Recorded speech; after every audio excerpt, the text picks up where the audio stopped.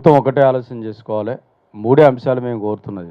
వర్గీకరణ సుప్రీంకోర్టు తీర్పు ప్రకారం చేస్తారా చేయరా? మళ్ళీ అన్యాయం చేసి మళ్ళా ఈ అంశాన్ని మొదటికి తీసుకొచ్చేటువంటి ప్రయత్నం చేస్తుర్రా? మళ్ళా దీన్ని సుప్రీంకోర్టుకు తీసుకెళ్ళి ఎట్లాగో సుప్రీంకోర్టు చెప్పింది అన్యాయమైనటువంటి వర్గాలు మీకు అన్యాయం జరిగింది అన్నప్పుడు మళ్ళీ కోర్టుకు రావాలని చెప్పింది. అంటే మీ ఉద్దేశం మళ్ళీ వర్గీకరణ మొదటికి తీసుకొచ్చేటువంటి ప్రయత్నం చేస్తూ ఉన్నారా? సామాజిక న్యాయాన్ని దృష్టిలో పెట్టుకొని మీరు వర్గీకరణ చేసే ఉద్దేశం మీకు లేదా? ఇప్పటి వరకు అన్యాయానికి గురవుతున్నటువంటి కులాలకు కుల ధృవీకరణ పత్రాలు ఇవ్వమని అంటున్నాం. ఆ పత్రాలు ఇవ్వడంలో మీకు ఏమైనా ఆర్థికపరమైన భారం ఏమైనా పడబోతుందా, లేకపోతే ఎవరన్నా దాన్ని ఆపుతున్నారా?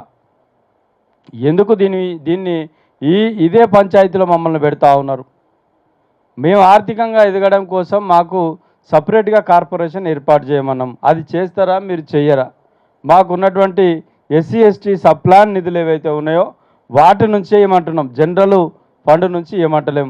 ఇలా మేము ఈ రాష్ట్రంలో పౌరులమా కాదా, దళితులమా కాదా, మా అభివృద్ధి మేము ఇలా వెనుకబడ్డామని చెప్తున్నాము. మాకు ఇలా కార్పొరేషన్ ఏర్పాటు చేస్తే మా నిరుద్యోగులకు ఉపాధి దొరుకుతుందని అనుకుంటున్నాము.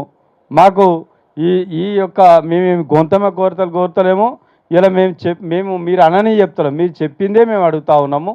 ఇవి చేస్తారా చేయరా చెప్తే మా ఉపకులాలందరం కూడా మేము ఏ రకమైనటువంటి ప్రణాళికలు ఇలా మేము ఆ రోజు తెలంగాణ ఉద్యమంలో పోరాడి కూడా కాంగ్రెస్ ప్రభుత్వం ఏర్పాటులో మేము ఇలా అన్ని జిల్లాల్లో కూడా మూకుమ్మడిగా మేము ఇలా కాంగ్రెస్ పార్టీకి మద్దతు ఇచ్చినాము. మరి మద్దతు ఇచ్చిన మా యొక్క సమస్యలు మీరు పరిష్కారం చేస్తారా లేదా అనేటువంటిది ప్రభుత్వం ఆలోచన చేసుకోవాలి.